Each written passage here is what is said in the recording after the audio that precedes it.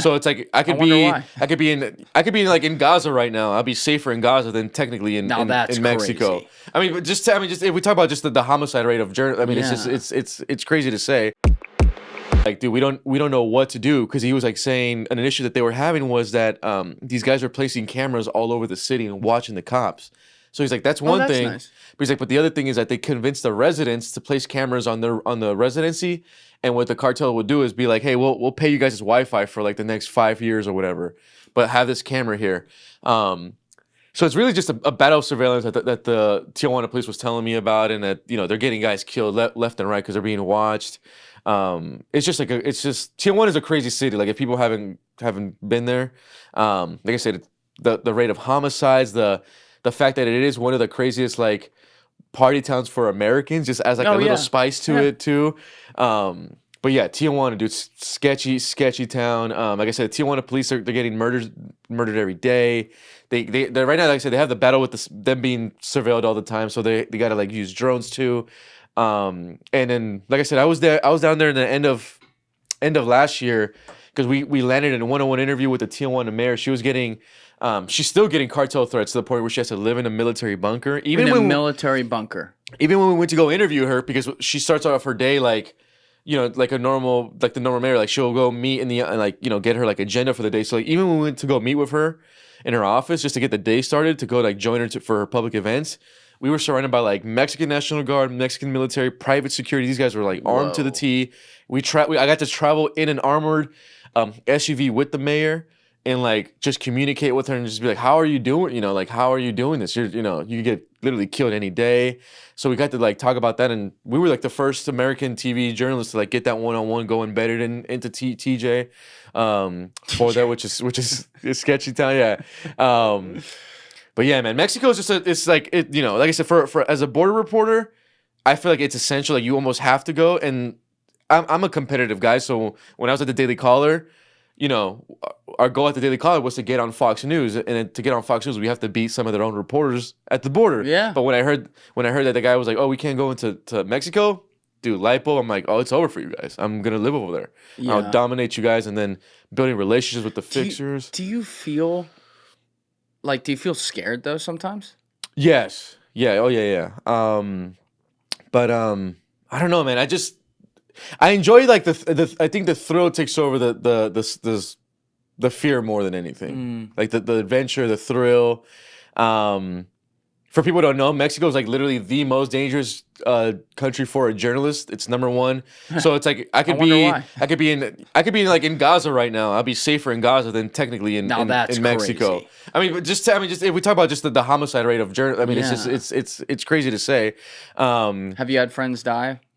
No, thank God. That's good. Yeah, Let's keep that going. because I have Mexican journalist friends who obviously cover this stuff. Nothing has happened to them during the riots. A good majority of my friends who were journalists in the riots got all like assaulted, but nothing like crazy. Right. But yeah, man, anytime I can, man, yeah, huge shout out for like I said, just Mexican journalists. These guys are literally, I mean, for like the love of the game, risking their life. I remember I was speaking to one because we were covering a cartel thing, and then one thing he brought up to me was like, look, Jorge, for you at the end of the day, the story ends for you. You cross over the U.S., it's done. You'll be peaceful. For us, the stories never doesn't end. There's no line for me to cross over to be safe again. And then that kind of put some context, once again. And so do you take precautions before you cross the border? like, is there certain, you don't have to if there's things you can't reveal, don't reveal it, but I mean, the thing is, bro, it's like because it's Mexico, you really can't already do much. I mean, you could literally like the most that I could do is on an iPhone, bro, just give a friend or a coworker like, hey, this is my location, I'll check in with you, and then we kind of go from there. Even when Sonic and I were doing the marijuana stuff, we did you can't have much security. It's kind of just us on our own. But I like the thrill, man. I feel like they're important stories. And then when I'm with these guys too, dude, it makes me appreciate it more. I'm like, oh, I'm the lucky one, man. I get to go back to the U.S. and whatever. I'm like, these guys don't, and these guys are still working like regular jobs. So I want to I don't know. I just want to do as much good by them as possible, if that makes that makes sense. And then for them too, but like they respect it. Like they see me out there hustling with them, they respect it.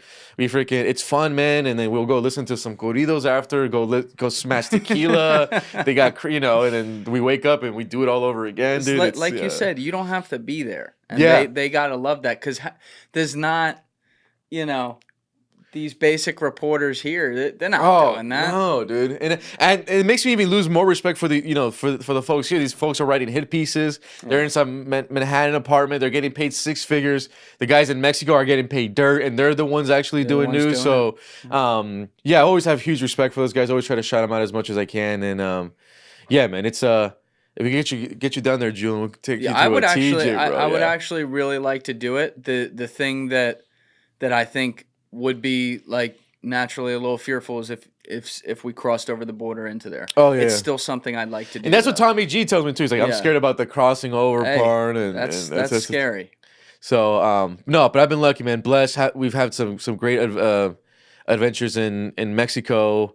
We've done fentanyl labs with the Mexican military. We've done fentanyl labs with the Mexican military. What happened there? Up in TJ, we were in the middle of a press conference with the mayor, and we had a source text us that they were raiding a fentanyl lab in the mountains.